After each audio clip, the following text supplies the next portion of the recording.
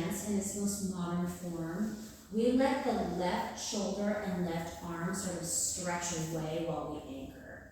So that's the only thing that you were missing in order to like give your dance a more contemporary look, more up to date. Because it's not that it's contemporary or blues; it's just more up to date to what the dance is looking like now, right? Because there was a lot of like this kind of paddle happening from this left arm, right?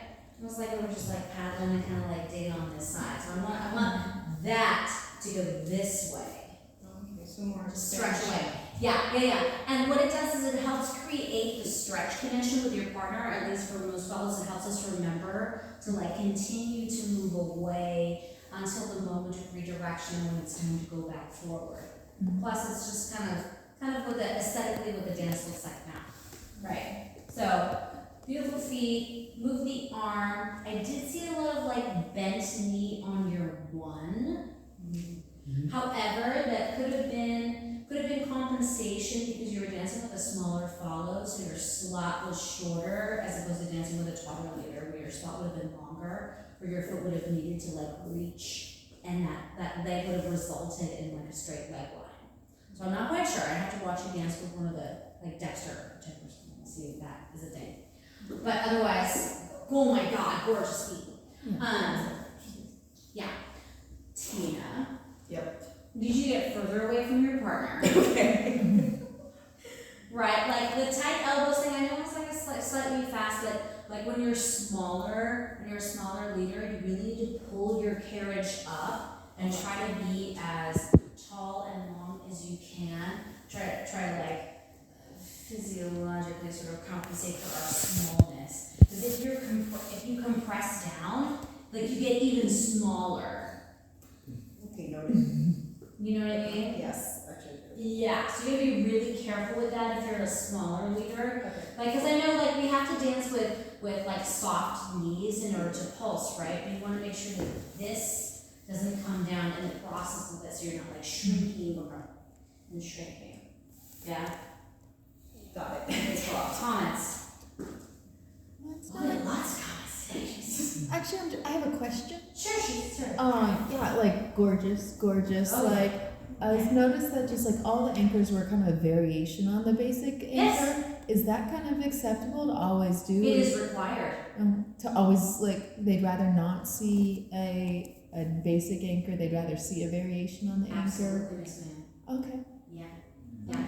Like, you know, I this is one of my pet peeves with like the way they teach beginners in the community, because like a parallel anchor is like the death of swing action. Yeah. It's horrible. It like makes me super uncomfortable. It's And wrong. But It's I feel wrong. like So, somebody's told me like I can't do variations all the time. who told you that? I don't know. They're wrong. People. They're You wrong. can't do them badly. You have to do Can't them do them well. badly. If you do something other than basic, it had better look good. Well, yeah.